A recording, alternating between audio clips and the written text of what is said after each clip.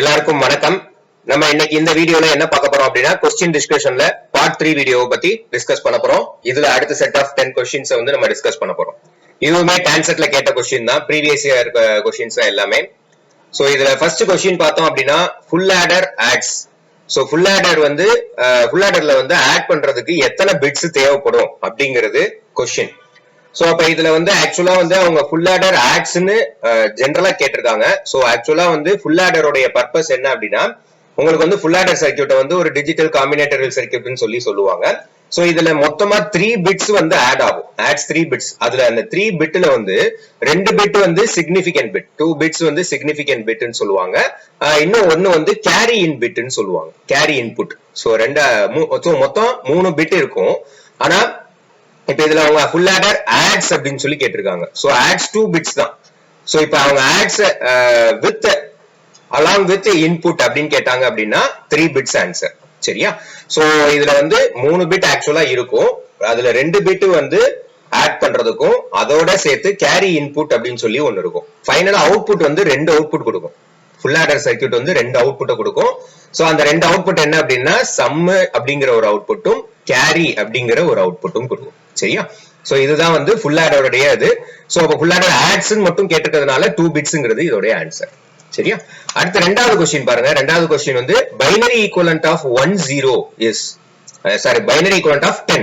So 10 உடைய binary equivalent என்ன அப்படிங்கிறது. சோ பைனரி ஈக்குவலன்ட்ல இந்த 10 ரெப்ரசன்ட் பண்ணணும். சோ பைனரி ஈக்குவலன்ட்ல ரெப்ரசன்ட் பண்றதுக்கு நம்ம ஆல்ரெடி ஒன்னு சொல்லியிருக்கோம். என்ன சொல்லியிருக்கோம் அப்படின்னா 8 4 2 1 அப்படிங்கிற இந்த லாஜிக்கை வச்சுக்கோங்க.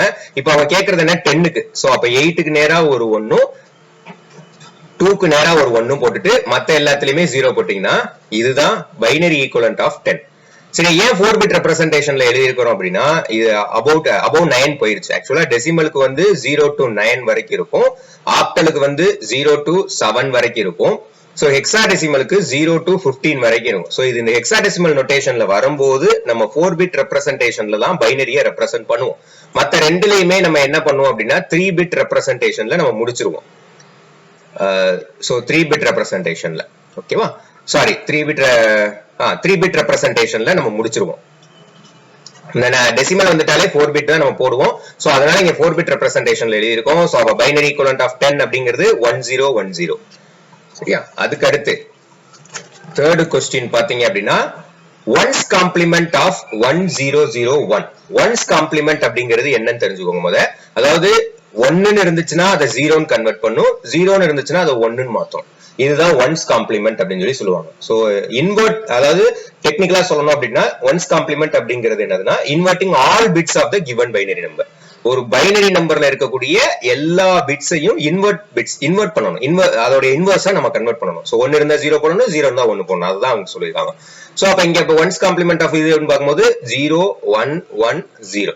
சோ ஆன்சர் வந்து ஃபர்ஸ்ட் ஆப்ஷன். சரியா? சரி, அடுத்து நெக்ஸ்ட் क्वेश्चन வந்து BCD ஆஃப் 82 இஸ்.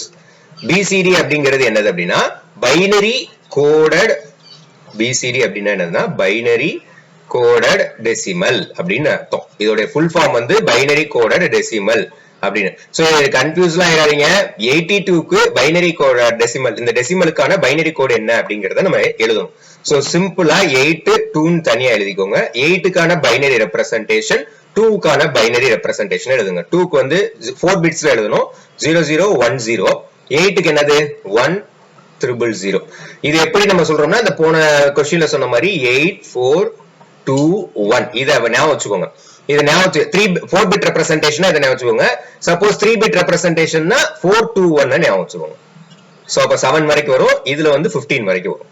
சோ அப்ப இதுல ஆன்சர் எங்க வரும் அப்படின்னா 10000010. ஆக்சுவலா தேர்ட் ஆன்சர் தான் ஆன்சர். சரியா?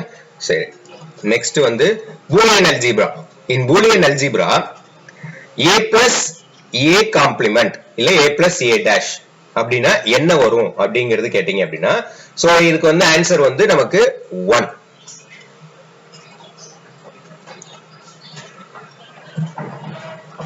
ஓகே. சோ இத ஏன் அப்படி சொல்றோம் அப்படின்னா இதுல பூலியன் அல்ஜிப்ரால இருக்கக்கூடிய லா ஆஃப் காம்ப்ளிமெண்ட்டை யூஸ் பண்ணி இத பண்றாங்க. சோ லா ஆஃப் காம்ப்ளிமெண்டோட ரூலே என்னன்னா a plus a complement equal to 1 தான் நமக்கு கிடைக்கும் அப்படிங்கறது லா ஆஃப் காம்ப்ளிமெண்ட். இது வந்து காம்ப்ளிமெண்ட் லான்னு சொல்லுவாங்க. ஏன்னா எப்பயுமே நீங்க a பிளஸ் a காம்ப்ளிமெண்ட்டை சால்வ் பண்ணீங்கன்னா எப்பயுமே நமக்கு கிடைக்கக்கூடியது வந்து 1 தான் கிடைக்கும் அப்படிங்கறத சொல்லிருப்பாங்க. இப்ப எக்ஸாம்பிளுக்கு நீங்க ஏக்கு பதிலா 0 போடுறீங்க அப்படின்னா 0 காம்ப்ளிமெண்ட் ஈக்குவல் டு என்ன கிடைக்கும் 0 காம்ப்ளிமெண்ட் என்னது 1 சோ ஈக்குவல் டு 1 தான் கிடைக்கும். இப்ப ஏக்கு பதிலா நீங்க 1 போடுறீங்க அப்படின்னா 1 காம்ப்ளிமெண்ட் ஈக்குவல் டு 1 பிளஸ் 1 காம்ப்ளிமெண்ட் உடைய 1 காம்ப்ளிமெண்ட் உடைய வேல்யூ வந்து 0 so 1 plus 0 equal to 1. So நீங்க ஏக்கு பதிலா என்ன சப்ஸ்டிட்யூட் பண்ணாலும் உங்களுக்கு கிடைக்கக்கூடிய ரிசல்ட் வந்து 1 தான் கிடைக்கும் அப்படிங்கறதுனால இதுக்கு வந்து 1. சோ இதுல நிறைய பூலியன் அல்ஜிப்ரால நிறைய லாஸ் இருக்கு. இதெல்லாம் பார்க்கணும்னா நம்ம பூலியன் அல்ஜிப்ராக்கே தனியா ஒரு வீடியோ பிளேலிஸ்ட்ல நம்ம போட்டிருக்கோம். நீங்க அதை யூஸ் பண்ணி நீங்க பாத்துக்கலாம். ஓகேவா? சோ நெக்ஸ்ட் ஆறாவது क्वेश्चन பார்த்தோம் அப்படின்னா ஈவன் பேரிட்டி பிட். இது வந்து ஒவ்வொரு இயர்லயும் ஒரு இயர்ல ஆட் பேரிட்டி பிட் கேட்டிருக்காங்க, ஒரு இயர்ல ஈவன் பேரிட்டி பிட் கேட்டிருக்காங்க. சோ இதுல வந்து क्वेश्चंस நம்மளால எதிர்பார்க்க முடியும். Even parity bit for the given binary number is அப்படினு கேட்டிருக்காங்க. சோ கொடுத்திருக்க பைனரி நம்பர்ல எத்தனை ஈவன் பேரிட்டி பிட்டா நம்ம மாத்தணும். அதாவது இதோட ஆன்சர் என்னன்னா क्वेश्चन என்னன்னா கொடுத்திருக்காங்க இங்க ஒரு பைனரி நம்பர். இந்த பைனரி நம்பர்ல ஈவன் பேரிட்டி பிட் தான் இருக்கா இல்லனா என்ன பண்ணணும் அப்படிங்கிறது தான் क्वेश्चन. சோ ஒரு பைனரி நம்பர்ல even parity bit odd parity bit எப்படி கண்டுபிடிக்கணும்னா நம்பர் ஆஃப் ஒன்ஸ் எத்தனை இருக்குன்னு நம்ம கவுண்ட் பண்ணணும். சோ இங்க நம்பர் ஆஃப் ஒன்ஸ் எத்தனை இருக்கு 1 2 3 4. அப்ப கவுண்ட் வந்து 4 ஒன்ஸ் இருக்கு. அப்ப இது வந்து even parity bit. Suppose number of ones வந்து 3o இல்ல 5o இப்படி இருந்துச்சுன்னா இது ஆட் பேரிட்டி பிட் அப்படின்னு சொல்லி சொல்லுவாங்க. சோ இங்க ஈவன் பேரிட்டி பிட்டா இத மாத்தணுமா அப்படின்னு கேட்டீங்கன்னா தேவையில்லை. ஏன்னா ஆல்ரெடி 4 நம்பர் ஆஃப் ஒன்ஸ் இருக்கு. சோ ஆல்ரெடி அது ஈவன் பேரிட்டியா தான் இருக்கு.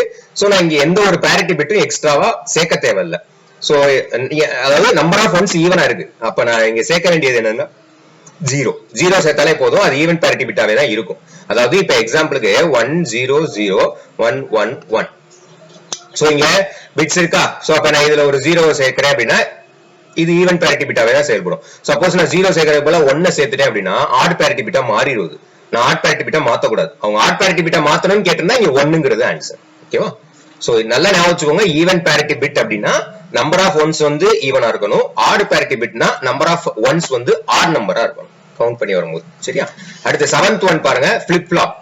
flip flop can be generated using எந்த கேட்டை யூஸ் பண்ணி flip flop ஜெனரேட் பண்ணிருப்பாங்க அப்படிங்கிறது. சோ இதுக்கான ஆன்சர் வந்து NAND கேட். ஓகேவா? அதாவது flip flop அப்படிங்கிறது என்னது அப்படின்னா இது ஒரு டிஜிட்டல் சர்க்யூட். இது ஒரு டிஜிட்டல் சர்க்யூட். அதாவது மெமரி எலமெண்ட்ஸ்ல இருக்கக்கூடிய ஒரு டிஜிட்டல் சர்க்யூட் தான் flip flop. நம்ம டிவைஸ்ல நம்ம கம்ப்யூட்டர்லயோ இதுலயோ இருக்கக்கூடிய டிவைஸ்ல மெமரி இருக்கும், நிறைய மெமரி எலமெண்ட்ஸ் இருக்கும். அந்த மெமரி எலமெண்ட்ஸ்ல எல்லாத்தையுமே இந்த flip flop அப்படிங்கிறது தான் ஜெனரேட் பண்ணி வச்சிருப்பாங்க. சோ flip flop தான் டிசைன் பண்ணி வச்சிருப்பாங்க. சோ NAND கேட்டை யூஸ் பண்ணி மெயினா என்னென்ன flip flopலாம் இருக்கும் அப்படின்னா SR flip flop and then D flip flop இது எல்லாமே வந்து என்னதுன்னா NAND கேட்டை யூஸ் பண்ணி தான் பண்ணிருப்பாங்க.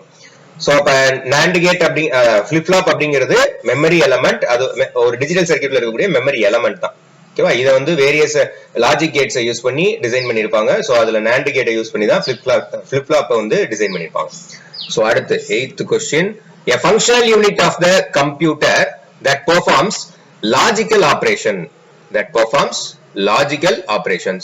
லாஜிக்கல் ஆபரேஷன்ஸ் பெர்ஃபார்ம் பண்றது கம்ப்யூட்டர்ல எந்த ஃபங்க்ஷனல் யூனிட் வந்து லாஜிக்கல் ஆபரேஷனை பெர்ஃபார்ம் பண்ணும்? ALU, arithmetic logical unit. இந்த அர்த்தமெட்டிக் லாஜிக்கல் யூனிட்டோட வேலை என்னன்னா லாஜிக்கல் ஆபரேஷன்னா அண்ட் ஆர் நாட் இது எல்லாத்தையுமே பெர்ஃபார்ம் பண்ணக்கூடியது இந்த ALU தான் பெர்ஃபார்ம் பண்ணும். அது மட்டும் இல்லாம இந்த ALU எதையுமே பெர்ஃபார்ம் பண்ணும் அப்படின்னா மேத்தமெட்டிக்கல் ஆபரேஷன்ஸையுமே பெர்ஃபார்ம் பண்றது அர்த்தமெட்டிக் லாஜிக்கல் யூனிட்டோட வேலை தான். சோ இங்க வந்து மேத்தமெட்டிக்கல் கேட்கல, லாஜிக்கல் ஆபரேஷன் கேட்டிருக்காங்க. நீங்க கன்ஃபியூஸ் ஆயிடக்கூடாது. மேத்தமெட்டிக் மட்டும் தான் அர்த்தமெட்டிக் லாஜிக் யூனிட் வந்து ஒன்லி ஃபார் மேத்தமெட்டிக்கல் ஆபரேஷன் மட்டும் தானே நினைச்சு ஆப்ஷனை தப்பா சூஸ் பண்ணிடாதீங்க. அர்த்தமெட்டிக் லாஜிக்கல் யூனிட் வந்து போத் மேத்தமெட்டிக்கல் ஆபரேஷனையும் பெர்ஃபார்ம் பண்ணும், லாஜிக்கல் ஆபரேஷன்ஸையும் பெர்ஃபார்ம் பண்ணும். சரியா? சோ அடுத்து 9th question பார்த்தோம் அப்படின்னா collection of wires that carry address data signal from control unit to other parts of computer system அப்படின்னு கேட்கிறாங்க. சோ இந்த இடத்துல நல்லா பாருங்க, இதான் keyword carry address data signal. carry address data signal இதுதான் வந்து உங்களுக்கு கீவேர்ட். சோ அட்ரஸ் வந்து கேரி ஓவர் பண்ணி கொண்டு போற பஸ் எந்த பஸ் கொண்டு போகும் அப்படின்னா அட்ரஸ் பஸ் அப்படிங்கறது ஆன்சர். இந்த இடத்துல டேட்டா சிக்னல் மட்டும் இருந்துச்சு, கண்ட்ரோல் சிக்னல் இருந்துச்சுன்னா கண்ட்ரோல் பஸ். இந்த இடத்துல டேட்டா சிக்னல் இருந்துச்சுன்னா டேட்டா பஸ், டேட்டா டிரான்ஸ்ஃபர் பண்ணுது அப்படின்னா. ஓகேவா? சோ அப்ப அட்ரஸ் பஸ் அப்படிங்கிறது தான் இதனுடைய ஆன்சர். ஏன்னா அட்ரஸ் பஸ் தான் என்ன பண்ணும் அப்படின்னா அட்ரஸ வந்து ஒரு மெமரி இடத்துல ஒரு ஒரு யூனிட்ல இருந்து இன்னொரு யூனிட்டுக்கு மெமரியை வந்து டிரான்ஸ்ஃபர் பண்ணும். சரியா? சரி, அடுத்து லாஸ்ட் கொஸ்டின், இந்த செஷன்ல last question 10th. Cache memory is used for, cache memory என்ன பர்பஸுக்காக யூஸ் பண்றாங்க அப்படின்னா, பொதுவாகவே கேட்ச் மெமரியோட பர்பஸ் என்ன அப்படின்னா நமக்கு ஃபாஸ்டா அக்சஸ் பண்ணி தரும், நமக்கு தேவையான டேட்டாவை வேகமா அக்சஸ் பண்ணி தரும். ஸோ ஃப்ரீக்வெண்டா யூஸ் பண்ணக்கூடிய எல்லாத்தையுமே கேட்ச் மெமரியில தான் அது ஸ்டோர் பண்ணி வச்சிருக்கும். ஸோ நமக்கு அக்சஸ் பண்ணும்போது திரும்ப அதே விஷயத்தை நம்ம அக்சஸ் பண்ணும்போது நமக்கு ஃபாஸ்டா அக்சஸ் பண்ணி கொடுக்கறதுக்கு தான் கேட்ச் மெமரியை வச்சிருப்பாங்க. ஸோ அப்ப இதுல பார்க்கும்போது ஸ்டோரேஜ் ஸ்பேஸா கிடையாது, கேட்ச் மெமரியில இருக்கிறதுலே ஸ்டோரேஜ் ஸ்பேஸ் வந்து ரொம்ப ரொம்ப கம்மியா இருக்கும். அதே மாதிரி CPU சைக்கிள்ஸ் கிடையாது, கிளாக் ஸ்பீடும் கிடையாது. சிஸ்டமுடைய பெர்ஃபார்மன்ஸை இம்ப்ரூவ் பண்றதுக்கு தான் கேட்ச் மெமரி அப்படிங்க. ஏன்னா ஃபாஸ்டா ஸ்பீடா அக்சஸ் பண்ணி தரணும் அப்படிங்கிறது. இங்க கிளாக் ஸ்பீடும் கொடுத்துருக்காங்க, கன்ஃபியூஸ் ஆயிடாதீங்க. சோ அந்த பெர்ஃபார்மன்ஸ் வந்து இம்ப்ரூவ் பண்றதுக்காக, அக்சஸிங் பெர்ஃபார்மன்ஸ் வந்து இம்ப்ரூவ் பண்றதுக்கு தான் இந்த கேட்ச் மெமரி அப்படிங்கறத யூஸ் பண்றாங்க. சரியா? சோ இதுதான் வந்து பார்ட் 3ல உள்ள ஒரு சின்ன டிஸ்கஷன். சோ இதுக்கு அடுத்த பார்ட் 4லயும் நம்ம டிஸ்கஸ் பண்ணுவோம். இன்னும் கொஞ்சம் கொஞ்சமா அடுத்தடுத்து ஒரு கொஸ்டின்ஸ் எல்லாம் செட் ஆஃப் கொஸ்டின்ஸா டிஸ்கஸ் பண்ணுவோம். நீங்க பிராக்டிஸ் பண்ணுங்க. நம்ம இப்ப வெறும் கொஸ்டின், நான் சொல்ற கொஸ்டினை மட்டும் பிராக்டிஸ் பண்ணக்கூடாது. இது எல்லாமே ப்ரீவியஸ் இயர் கொஸ்டின் தான். இது எந்த கான்செப்ட்ல இருந்து வந்திருக்கோ அந்த கான்செப்டை நீங்க கொஞ்சம் படிக்கணும். ஓகேவா? இப்ப இது ஃபிளிப் ஃப்ளாப் எடுத்துக்கிட்டீங்கன்னா இது கம்ப்யூட்டர் ஆர்கனைசேஷன், இதுவுமே கம்ப்யூட்டர் ஆர்கனைசேஷன். அப்ப ALU கண்ட்ரோல் இது யூனிட் இதெல்லாம் என்ன அப்படிங்கறத நீங்க தெரிஞ்சு வச்சுக்கணும். Even parity bit, odd parity bit, Boolean algebra, Boolean laws, எல்லா பூலியன் லாஸையுமே நீங்க படிச்சு வச்சிருக்கணும். இது வந்து நம்பர் கன்வர்ஷன்ல வரும். BCD, binary to decimal, decimal to hexadecimal, அதெல்லாம் ஒன்ஸ் காம்ப்ளிமெண்ட், டூஸ் காம்ப்ளிமெண்ட்னா என்ன அப்படிங்கறத பார்க்கணும். ஃபுல் ஆடர் இருக்காங்கன்னா அடுத்து ஹாஃப் ஆடர் அப்படிங்கறத பாருங்க. சோ இதெல்லாம் வந்து ஒரு கொஸ்டின் எந்த கான்செப்ட் வந்திருக்கோ அந்த கான்செப்ட் எல்லாத்தையுமே நீங்க திரும்ப ப்ரிப்பேர் பண்ணணும், ரிவைஸ் பண்ணணும். மெமரியில வந்து கேட்ச் மெமரி இருக்கு, ரிஜிஸ்டர் மெமரி இருக்கு, RAM இருக்கு, ரோம் இருக்கு, ஹார்ட் டிஸ்க் இருக்கு, SSD இருக்கு, எவ்வளவோ இருக்கு மெமரிஸ்ல. சோ அப்ப அந்த ஒவ்வொரு பர்டிகுலர் மெமரி என்ன பண்ணும் இதுக்கெல்லாம் நான் வீடியோ உள்ள போட்டிருக்கேன், பிளேலிஸ்ட்ல பாருங்க, நீங்க அதை ப்ரிப்பேர் பண்ணிக்கலாம். சரியா? தேங்க்யூ.